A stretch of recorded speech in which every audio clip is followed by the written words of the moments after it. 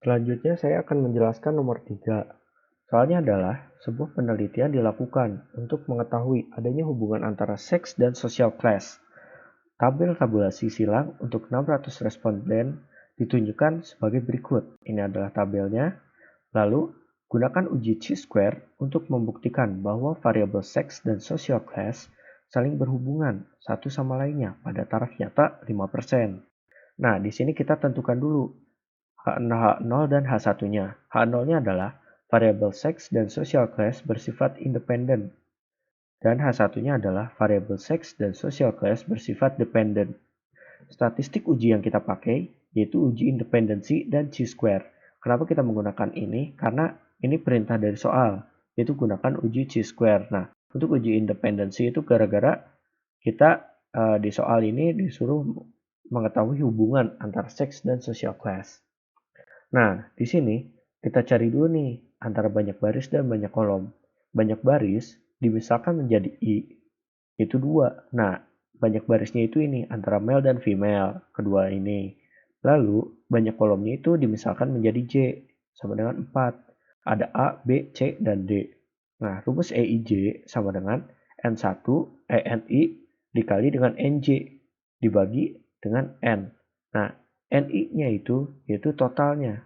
Itu 300 yang ini dikali dengan 65 total yang ini dibagi dengan 600. 600 itu adalah total keseluruhan sama dengan 32,5. Seterusnya kita cari S11, S12, S12 sama dengan 165, S13 sama dengan 90, S14 sama dengan 12,5, E21 sama dengan 32,5, E22 sama dengan 165, E23 sama dengan 90, dan E24 sama dengan 12,5. Nah, lalu kita tulis juga di sini O-nya. O itu kita dapat dari nilai yang ada di tabel ini, yaitu 35, 30, 150, 180, dan seterusnya. Kita tulis juga di sini. Nah, setelah itu kita cari nih nilai dari X kuadrat. X kuadrat rumusnya apa? X kuadrat adalah total sigma dari R dimulai dari I sama dengan 1, sigma L dimulai dari J sama dengan 1. Nah, rumus dalamnya adalah OIJ dikurangi EIJ kuadrat dibagi dengan EIJ. Nah, lalu kita masukkan nih mulai dari O11 dikurangi S11 dibagi dengan S11. Seterusnya. Nah, kita masukkan nilai-nilainya dari O11. O11 kita dapat dari sini. 35 dikurangi 32,5. 32,5 dari sini. Dikuadratkan, lalu dibagi 32,5. 32,5 dari satu-satunya.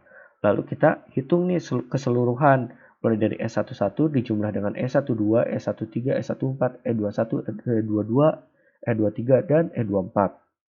Nah, hasil dari X kuadratnya itu adalah 6,334. Lalu, kita menentukan daerah kritis dan kriteria uji.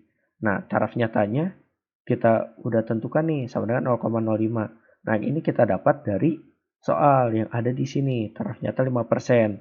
5% itu kita rubah ke dalam desimal menjadi 0,05. Lalu kita cari derajat bebasnya, yaitu V. V-nya sama dengan I dikurangi 1 dikali dengan J dikurangi 1. Nah, I-nya kan tadi kita udah temukan di sini. Bahwa I sama dengan 2 dikurangi 1 dikali dengan 4 dikurangi 1. Maka V-nya sama dengan 3. Lalu, X kuadratnya atau nilai dari ininya itu sama dengan 7,815. Ini kita dapat dari tabel C. Nah, di tabel C itu kita cari taraf nyata. Untuk taraf nyata 0,05 dan V sama dengan 3, mendapatkan hasil untuk keterangan ini yaitu 7,815. Nah, kriteria ujinya adalah tolak H0 jika X kuadrat lebih besar dari 7,815 dan terima H0 jika sebaliknya.